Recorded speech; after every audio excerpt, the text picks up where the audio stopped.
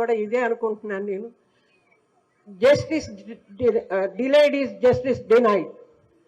ఇప్పుడున్న ఈ అవినీతి పరులందరినీ మీరు అంటే రెగ్యులర్ లీగల్ ప్రాసెస్లో వెళ్తే it is taking so much time. దానికన్నా ముందు వాళ్ళందరినీ మీరు ఏ తప్పు చేయని చంద్రబాబు నాయుడు గారిని 53 days జైల్లో పెట్టంగా లేనిది అవినీతి పరుల్ని మీరు అరెస్ట్ చేసి జైల్లో పడేసి వాళ్ళ ఆస్తుల్ని స్వాధీనం చేసుకుని ప్రజోపయోగం కొరకు ఉపయోగించాలనేసి మా రిక్వెస్ట్ సార్.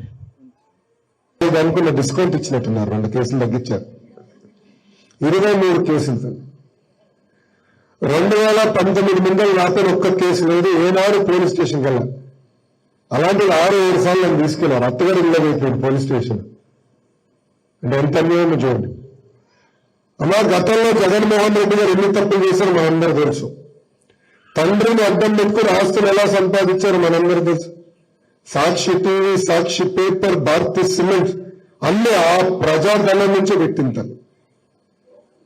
మనకున్న ఇబ్బంది ఏంటంటే బాబు గారు రాముడుతుంది.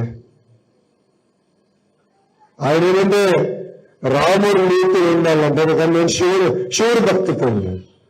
సో అనుకున్న సిద్ధాంతాల కోసం నేను ఎంత దూరమైన వెళ్తాంతల్లే వాళ్ళని ఉపేక్షించను.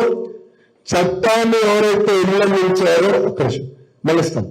చట్టాన్ని ఎవరైతే ఉల్లంఘించారో వాళ్ళ పైన తప్పనిసరిగా జ్యుడిషియల్ ఎంక్వైరీ చేస్తాం. అధికారులతో సర్వీస్ నుంచి డిస్మిస్ చేసి జైలుకి కూడా పంపించేదానికి నేనైతే వెనకాడుతాను. Thank you. చెప్పండి.